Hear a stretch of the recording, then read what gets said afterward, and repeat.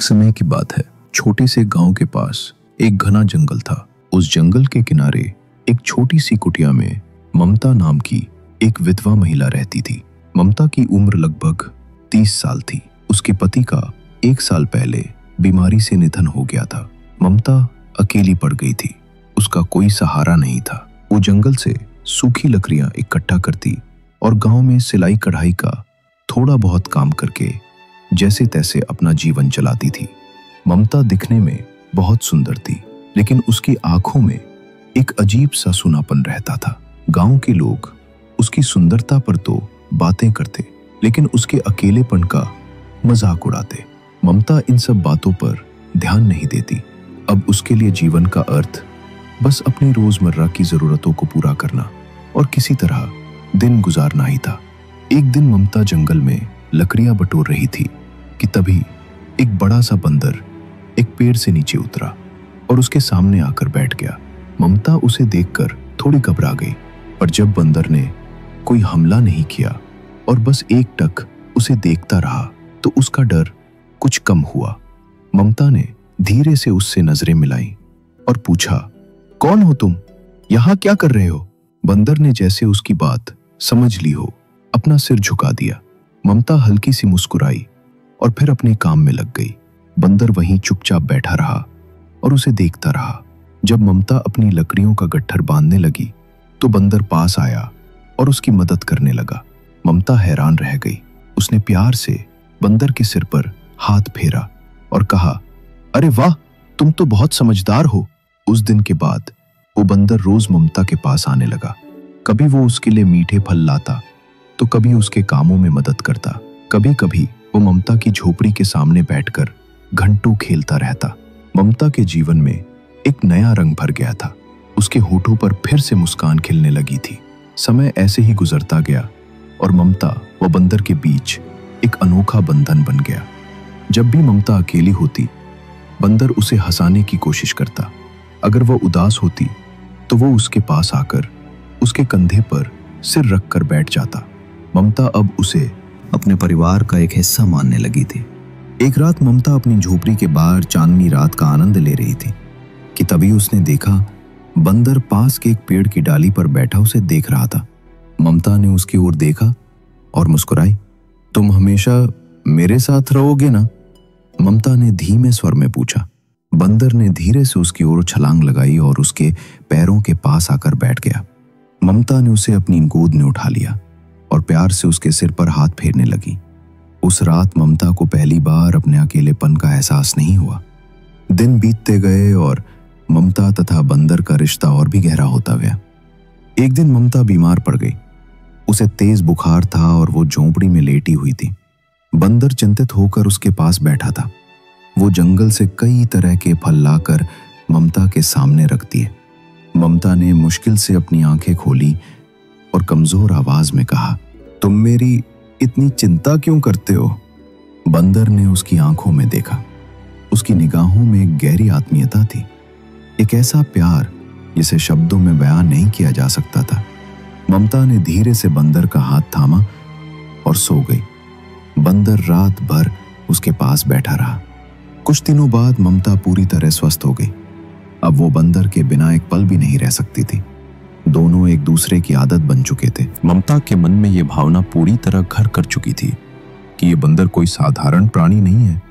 उसमें एक आत्मीय स्पर्श था, जैसे कोई पुरानी आत्मा उसके जीवन का हिस्सा बनकर लौटी हो। एक रात मूसलाधार बारिश हो रही थी। ममता झोपड़ी में बैठी थी और बंदर उसके पास आकर बैठ गया। बिजली की चमक में ममता ने देखा कि बंदर की आंखें गहरी और चमकदार हो गई थी। ममता ने उसके सिर पर हाथ फेरा और कहा, क्या तुम हमेशा मेरे साथ रहोगे? बंदर ने धीरे से उसकी गोद में सिर रख दिया। ममता की आंखों से आंसू बह निकले। उसे महसूस हुआ कि उसके जीवन में जो जगह अभी तक खाली थी वो अब भर चुकी है। उस रात उसने बंदर को अपने सीने से लगा लिया और पहली बार उसे एक अजीब सी आत्मीयता का एहसास हुआ, मानो उसे कोई अपना वर्षों बाद मिला हो। समय ऐसे ही बीतता रहा, लेकिन अब ममता को अपने शरीर में एक अजीब सा बदलाव महसूस होने लगा। उसे उल्टी आती, उसकी भूख बढ़ गई और धीरे धीरे उसका शरीर भी बदलने लगा। चिंतित होकर वो गांव की दाई के पास गई। नाई ने जांच करने के बाद ममता से कहा, मेघना, तुम गर्भवती हो। ये सुनकर ममता हैरान रह गई। उसने दाई से कहा, यह कैसे मुमकिन है? मेरा तो कोई पति नहीं है। दाई ने उसकी आंखों में देखा और शांत स्वर में कहा, पर बेटी, यह सच है। ममता उलझन में पड़ गई। वो लौटते हुए सोचने लगी, क्या ऐसा हो सकता है? उसे वो रात याद आई जब उसने बंदर को अपने पास सुलाया था और उसके मन में एक विचित्र शांति, एक गहन आत्मीयता का एहसास हुआ था। क्या यह संभव है कि बंदर ही मेरे गर्भ का कारण हो? यह सोचकर वो डर गई और उलझन में पड़ गई। अब ममता हर दिन बंदर को देखती, लेकिन उसके मन में भय और संकोच का भाव घर कर चुका था। बंदर पहले की तरह ही उसके आसपास घूमता, उसकी मदद करता, कभी फल लाता, कभी लकड़ियां इकट्ठा करता। पर ममता के मन में अब कई सवाल उठने लगे थे। क्या यह प्रेम था, या कोई चमत्कार, या फिर कोई अभिशाप? क्या वो बंदर सच में एक साधारण प्राणी था, या कोई देवता था, या कोई शापित आत्मा? ममता इन सवालों से घिरी हुई थी, लेकिन उसके पास इनका कोई जवाब नहीं था। अब वो गहरे द्वंद्व में उलझ चुकी थी। गर्भ ठहरना कोई साधारण बात नहीं थी। धीरे धीरे ये बात गांव में फैलने लगी कि ममता गर्भवती है। गांव की औरतें और मर्द उसके बारे में तरह तरह की बातें करने लगे। एक विधवा के पेट में बच्चा, ये कैसे हो सकता है? जरूर ये कोई पाप है। कहीं जंगल का कोई राक्षस तो इसके सपनों में नहीं आता। ममता इन बातों से परेशान थी। वो जानती थी कि उसने किसी पुरुष के साथ कोई संबंध नहीं बनाया था, फिर भी ये गर्भ, ये कैसे संभव था? उसे बार बार वही रात याद आती थी जब मूसलाधार बरसात के बीच उसने बंदर को अपनी गोद में सुलाया था। उसके बाद ही उसके शरीर में ये बदलाव शुरू हुए थे। एक दिन ममता झोपड़ी के बाहर बैठी थी। बंदर पास ही एक पेड़ की डाली पर बैठा था और उसे देख रहा था। ममता ने उसकी ओर देखा और पूछा, क्या तुम जानते हो कि मेरे साथ क्या हो रहा है? बंदर टकटकी लगाकर उसकी आंखों में देखने लगा। उसकी आंखों में वही गहरी चमक थी जो उस बरसात की रात थी। आंसुओं से भरी ममता की आंखों से निकलते शब्द थे, मैंने तुमसे प्रेम किया है, लेकिन ये कैसे संभव है कि तुम मेरे गर्भ का कारण बन गए। जब गांव वालों को पता चला कि ममता गर्भवती है तो वहां हलचल मच गई। गांव की पंचायत ने ममता को बुलाया। गांव के मुखिया ने बड़े कड़े स्वर में पूछा, ममता, सच सच बता, तेरे गर्भ का पिता कौन है? ममता सिर झुकाकर खड़ी रही। कुछ देर बाद उसने धीमे स्वर में कहा, मुझे नहीं पता। पंचायत के लोग बोले, तुम झूठ बोल रही हो, बिना किसी के संबंध के गर्भ कैसे ठहर सकता है? कुछ औरतों ने कहा, जरूर इसका किसी के साथ गुप्त संबंध रहा होगा। ममता ने साहस जुटाकर कहा, मेरे जीवन में कोई पुरुष नहीं आया, पर एक बंदर है जो हर दिन मेरे साथ रहता है, मेरी सहायता करता है, मेरा सहारा है। मुखिया हंसते हुए बोला, क्या तुम कह रही हो कि तुम्हें एक बंदर से गर्भ ठहरा है? गांव वाले जोर जोर से हंस पड़े, लेकिन ममता के चेहरे पर गंभीरता थी। उसने कहा, मैंने कभी किसी से कोई संबंध नहीं बनाया। मैं भी नहीं जानती कि ये कैसे हुआ, लेकिन ये सच है कि जब से बंदर मेरी झोपड़ी में आया है तभी से मेरा जीवन बदल गया है। गांव के लोगों ने ये सुनकर ममता को अकुनी और कलंकित मान लिया। गांव की औरतों ने उससे बात करना बंद कर दिया। बच्चे अब उसकी झोपड़ी के पास खेलने भी नहीं आते थे। ममता अब पूरी तरह अकेली पड़ चुकी थी। सारे लोग उससे रिश्ता तोड़ चुके थे। उसके मन में अब केवल एक डर था, कैसे वो इस दुनिया में अपने बच्चे के साथ जिएगी। उसने एक छोटी सी झोपड़ी बना ली थी, लेकिन डर उसे रोज रात को जगाए रखता था। वो जागती रहती, अपने पेट पर हाथ फेरती और महसूस करती कि उसके गर्भ में पल रही संतान की हरकतें बढ़ रही हैं। फिर भी उसका मन असमंजस में था, बेचैन था। एक दिन वो अकेली झोपड़ी में थी, तभी वही बंदर आया। धीरे से उसके सामने घुटनों पर सिर रख दिया। ममता ने उसकी आंखों में देखा और पूछा, क्या तुम मुझसे कुछ छिपा रहे हो? बंदर ने उसकी आंखों में गहरी नजर डाली। अचानक उसकी आंखों से आंसू टपक पड़े। ममता चौंक उठी। तुम रो रहे हो? बंदर ने धीरे से उसका हाथ पकड़ लिया। ममता ने महसूस किया कि इस मूक प्राणी में भी एक गहरी आत्मीयता छिपी है। पर इससे पहले कि वो कुछ और समझ पाती, बंदर अचानक उठ खड़ा हुआ और जंगल की ओर चल पड़ा। ममता ने आवाज लगाई, कहाँ जा रहे हो, रुको। लेकिन बंदर ने पलटकर तक नहीं देखा। ममता आश्चर्यचकित होकर वहीं बैठ गई। अगले दिन गांव में एक सिद्ध महात्मा आए। लोगों ने महात्मा जी को ममता की स्थिति के बारे में बताया। महात्मा ने ममता को अपने पास बुलाया। महात्मा जी ने उसकी ओर देखा और कहा, तेरे गर्भ में जो संतान पल रही है वो कोई साधारण बच्चा नहीं है, ये किसी विशेष आत्मा का परिणाम है। क्या तुझसे कोई पशु जुड़ा है? ममता ने सिर झुकाकर धीरे धीरे कहा, हाँ, एक बंदर मेरे जीवन में आया था। वो मेरी देखभाल करता था, लेकिन अब वो चला गया है। संत ने गहरी सांस लेते हुए कहा, ये कोई साधारण बंदर नहीं था, ये एक दिव्य आत्मा थी। किसी अर्षि के श्राप के कारण उसे बंदर का रूप मिला था, पर जब उसने तुझसे प्रेम का अनुभव किया तो उसका श्राप टूट गया। ममता विस्मय से साधु महाराज की ओर देखने लगी। क्या ये संतान सच में दिव्य है? साधु महाराज ने गंभीर स्वर में कहा, हाँ, ये संतान मनुष्य और पशु के प्रेम की संतान है, लेकिन इस संतान के जन्म के साथ ही एक बड़ा संकट भी आएगा। ये संतान अपने अस्तित्व के लिए कठोर संघर्ष करेगी। ममता ने भय से कांपते हुए पूछा, ये कैसा संकट है महात्मा जी? साधु ने उत्तर दिया, ये संतान विशेष शक्तियों से संपन्न होगी, पर उसे पाने के लिए अंधकार की शक्तियां भी सक्रिय हो जाएंगी। तुझे अपनी संतान की रक्षा के लिए हर संभव प्रयास करना होगा। ममता की आंखों में डर और आशंका साफ झलक रही थी। उसने पूछा, लेकिन वो बंदर कहाँ गया? साधु महाराज ने कहा, वो अब अपने वास्तविक स्वरूप में लौट चुका है। उसने देवत्व को प्राप्त कर लिया है, पर जब संकट आएगा वो अवश्य लौटेगा और तुझे सहायता करेगा। इस तरह धीरे धीरे समय बीतता गया। ममता के गर्भ का आकार बढ़ता गया, लेकिन गांव वाले अब भी उसे संदेह की दृष्टि से देखते थे।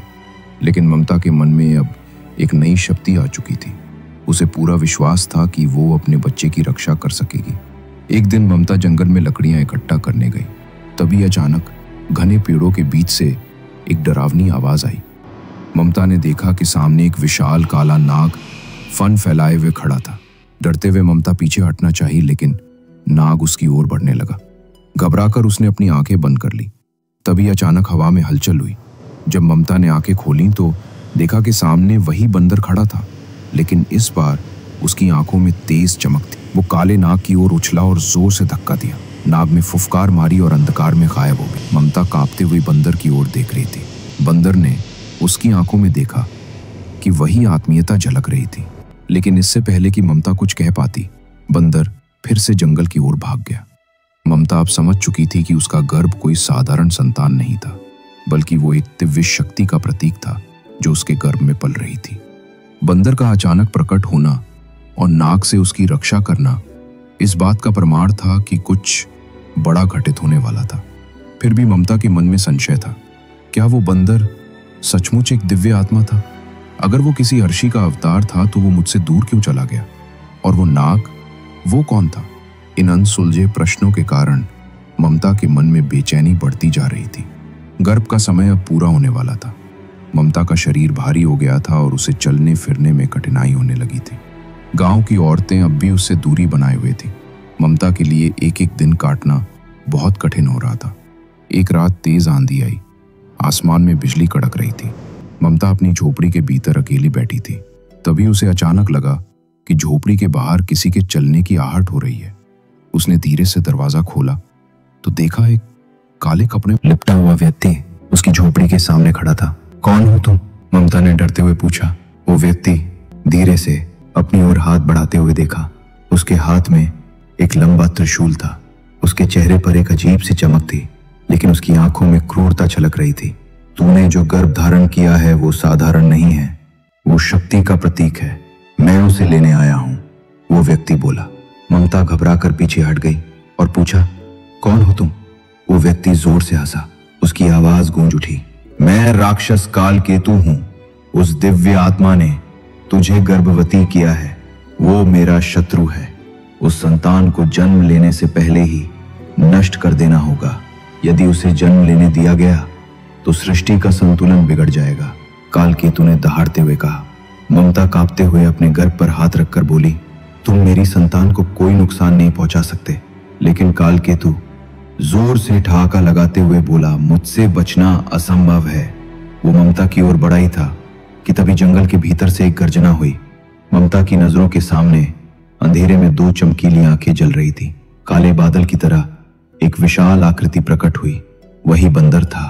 वो बंदर एक छलांग लगाकर सीधे राक्षस कालकेतु के सामने आ खड़ा हुआ। उसकी आंखों में अग्नि जल रही थी और उसके शरीर से तेज प्रकाश की किरणें फूट रही थी।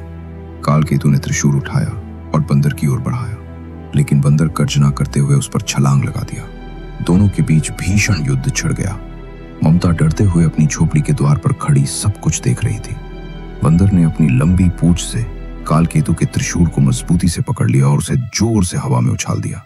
कालकेतु क्रोध में फूटा और तेजी से बंदर पर प्रहार करने लगा, लेकिन बंदर बड़ी चतुराई से उसके हर वार को टालता रहा। फिर अचानक बंदर ने पूरी ताकत से कालकेतु के सीने पर एक भयंकर प्रहार किया। कालकेतु जमीन पर गिर पड़ा और दर्द से कराहने लगा। तभी आकाश में बिजली कड़कने लगी और चारों ओर दिव्य प्रकाश फैल गया। कालकेतु का शरीर जलने लगा, धुएं में बदलकर धीरे धीरे अदृश्य हो गया। वो बंदर ममता की ओर देखने लगा। उसकी आंखों में गहरी शांति और करुणा थी। डर से कांपती हुई ममता ने फुसफुसाया, तुम कौन? बंदर धीरे धीरे उसकी ओर बढ़ा, अपनी नर्म हथेली ममता के हाथों में रख दी। तभी उसकी पूरी देह से दिव्य प्रकाश फूटा और वो एक सुंदर युवक में परिवर्तित हो गया। ममता आश्चर्यचकित रह गई। उसके सामने एक सुंदर दिव्य युवक खड़ा था जिसके शरीर से तेज झलक रही थी। उसकी आंखों में करुणा और प्रेम की गहराई थी। मैं कोई साधारण बंदर नहीं था ममता, मैं अर्शी का पुत्र हूं। मेरे ऊपर शाप था कि जब तक मैं किसी स्त्री के प्रेम की परीक्षा नहीं दूंगा तब तक मुझे पशु योनि में ही रहना होगा। ममता ने बड़ी हैरानी से पूछा, फिर तुमने मुझसे प्रेम क्यों किया? उस युवक ने कहा, क्योंकि तुम्हारा प्रेम निश्चल और निस्वार्थ था। तुमने मुझसे बिना किसी लालच के प्रेम किया था। यही कारण है कि मेरा शाप समाप्त हो चुका है, लेकिन अब एक नई परीक्षा सामने है। ममता ने चौंकते हुए पूछा, कैसी परीक्षा? उस युवक ने कहा, तुम्हारे गर्भ में पल रही संतान कोई साधारण संतान नहीं है। वो सृष्टि के संतुलन का प्रतीक है, लेकिन कालकेतु नाम के राक्षस अभी भी सक्रिय हैं। वो उस संतान को जन्म लेने से रोकने की कोशिश करेंगे। तुम्हें इसकी रक्षा करनी होगी। ममता ने युवक का हाथ थामा और कहा, लेकिन तुमने मुझे अकेला क्यों छोड़ दिया था? उस युवक ने कहा, मैंने तुम्हें इसलिए छोड़ा था ताकि मेरा प्रेम सच्चा साबित हो सके। मैं जानना चाहता था कि तुम मेरे बिना भी अपनी संतान की रक्षा करोगी या नहीं, और तुमने साबित कर दिया कि तुम सच्ची संगिनी हो। ममता की आंखों से आंसू बह निकले। उसने उस युवक को सीने से लगाकर कहा, मैं तुम्हें कभी नहीं जाने दूंगी। उस युवक ने कहा, अब मैं तुम्हें छोड़कर कभी जाऊंगा भी नहीं, लेकिन तुम्हारे गर्भ की रक्षा के लिए मुझे एक बार फिर से अपने दिव्य स्वरूप में जाना होगा। मैं तब लौटूंगा जब तुम्हारे और तुम्हारे गर्भ के जीवन पर खतरा मंडराएगा। ममता ने घबरा कर कहा, लेकिन अगर तुम चले गए तो मैं अकेली कैसे रहूंगी? उस युवक ने उसके चेहरे को दोनों हाथों से थामते हुए कहा, तुम्हारे मन में जो शक्ति है वही तुम्हारी रक्षा करेगी, और मैं तुम्हारे साथ सदा रहूंगा, भले ही तुम मुझे देख न सको। उस युवक ने धीरे से ममता का हाथ छोड़ा और फिर से तेज प्रकाश में बदलकर बंदर के रूप में लौट आया। बंदर ने ममता की ओर अंतिम बार प्रेम से देखा और जंगल की ओर दौड़ गया। ममता वहीं बैठी रही। उसके मन में भय और प्रेम दोनों का मिश्रण था। वो जानती थी कि जो संतान उसके गर्भ में पल रही है वो अब केवल उसका भाग्य नहीं थी, वो संतान सृष्टि के भविष्य की रक्षक थी। ममता के गर्भ का समय पूरा हो रहा था। उसके शरीर में हलचल बढ़ने लगी थी। गांव के लोग अब भी उसे शंका की दृष्टि से देख रहे थे, लेकिन ममता के मन में अब किसी प्रकार का संशय नहीं था। कोई डर नहीं था, कोई भय नहीं था। उसे पूरा विश्वास था कि उसकी संतान का जन्म एक दिव्य उद्देश्य के लिए हो रहा है। सुबह होते ही गांव में अजीब सी हलचल मच गई। आसमान में अंधकार छा गया। पेड़ तेजी से हिलने लगे, पक्षी डर के मारे इधर उधर उड़ने लगे। ममता झोपड़ी के बाहर आई तो देखा कि गांव के बाहर एक काली आकृति खड़ी थी। वो कालकेतु था। उसकी लाल आंखों में क्रोध की ज्वाला जल रही थी। उसने गरजते हुए कहा, मैं वापस आ गया हूं। तुम्हारे गर्भ की संतान को मैं जन्म नहीं लेने दूंगा। ममता ने बड़ी ही साहस से कहा, तुम मेरी संतान को छू भी नहीं सकते। कालकेतु ने जोर से हंसते हुए ठहाका लगाया और कहा, तुम अकेली क्या कर सकती हो? मैं स्वयं अंधकार का स्वामी हूं। तुम्हारा अंत निश्चित है। ममता ने अपने गर्भ पर हाथ रखा और कहा, मेरे गर्भ की रक्षा स्वयं ईश्वर कर रहे हैं। तुम चाहे जितना प्रयास कर लो, मेरी संतान को तुम नुकसान नहीं पहुंचा सकते। उस राक्षस कालकेतु ने त्रिशूल उठाया और ममता की ओर उछाल दिया। ममता ने आंखें बंद कर ली। तभी अचानक हवा में एक गर्जना हुई। ममता ने देखा कि सामने वही बंदर खड़ा था। उसकी आंखों में अग्नि की ज्वाला निकल रही थी। बंदर ने छलांग लगाकर त्रिशूल को हवा में पकड़ लिया और उसे कालकेतु की ओर फेंक दिया। त्रिशूल कालकेतु के सीने में जाकर धंस गया और कालकेतु दर्द से चीख उठा। बंदर ने कहा, कालकेतु, तुम्हारा अंत अब निश्चित है। अब तुम इस सृष्टि का हिस्सा नहीं रहोगे। कालकेतु ने क्रोध में कहा, तुम मुझे नहीं हरा सकते। तो बंदर ने जोर से छलांग लगाई और कालकेतु के सिर पर प्रहार किया। उसका शरीर जलने लगा और वो राख में बदल चुका था। ममता ने देखा कि बंदर अब धीरे धीरे उसके पास आ रहा था। उसकी आंखों में प्रेम और शांति का भाव था। बंदर ने उसके हाथ को छुआ और कहा, अब तुम्हें अपने भाग्य का सामना करना है। ममता ने अचानक तेज पीड़ा का अनुभव किया। वो जमीन पर जाकर बैठ गई और बंदर ने उसके सिर पर हाथ रखा। ममता को लगा जैसे एक दिव्य शक्ति उसके भीतर प्रवेश कर रही हो। धीरे धीरे उसके दर्द के बीच एक मधुर रोशनी प्रकट हुई। एक शिशु के रोने की आवाज सुनाई देने लगी। ममता ने देखा कि उसकी गोद में एक दिव्य बालक था जिसके शरीर से स्वर्णिम प्रकाश निकल रहा था। बंदर ने उस बालक को देखा और कहा, यह संतान मानव और देव के मिलन का प्रतीक है। ये भविष्य में सत्य और धर्म की स्थापना करेगा। इसकी रक्षा करना तुम्हारा कर्तव्य है। ममता ने प्रेम से बालक को अपनी गोदी में उठा लिया और कहा, मैं इसकी रक्षा जरूर करूंगी। बंदर ने मुस्कुराते हुए कहा, अब मेरा कार्य पूरा हो चुका है। तो ममता ने घबराकर कहा, अब तुम मुझे छोड़कर मत जाना। तो बंदर ने कहा, अब मुझे अपने वास्तविक स्वरूप में लौटना है, लेकिन तुम्हें मेरी आवश्यकता होगी। मैं अवश्य लौटूंगा। ममता की आंखों से आंसू निकल पड़े। उसने कहा, तुम कौन हो? तो उस बंदर ने कहा, मैं अर्शी का पुत्र हूं, लेकिन अब मैं तुम्हारे जीवन का रक्षक बन चुका हूं। जब इस बालक पर संकट आएगा, मैं अवश्य आऊंगा। ममता ने उस बालक को अपनी गोदी में उठा लिया और कहा, मैं जानती हूं कि तुम मुझे कभी अकेला नहीं छोड़ोगे। बंदर ने उसकी ओर प्रेम से देखा और धीरे धीरे स्वर्णिम प्रकाश में लुप्त हो गया। ममता ने आसमान की ओर देखा और महसूस किया कि अब उसका जीवन एक नई दिशा में बढ़ चुका था। गांव के लोग जो पहले ममता को कलंकित मानते थे, अब उसे देवी की तरह पूजने लगे थे। ममता ने अपने पुत्र का पालन पोषण अत्यंत प्रेम और साहस के साथ किया। उसे विश्वास था कि जिस दिन उसके पुत्र के सामने कोई संकट आएगा, उस दिन वही दिव्य बंदर उसके सहारे के लिए लौट पड़ेगा। बंदर का प्रेम अब ममता के जीवन का अभिन्न हिस्सा बन चुका था। इस तरह से ये कथा प्रेम और दिव्यता का प्रतीक है, जो युगों युगों तक लोगों को प्रेरित करती रहेगी। अगर आपको वीडियो पसंद आया हो तो वीडियो को लाइक करें और चैनल को सब्सक्राइब करें।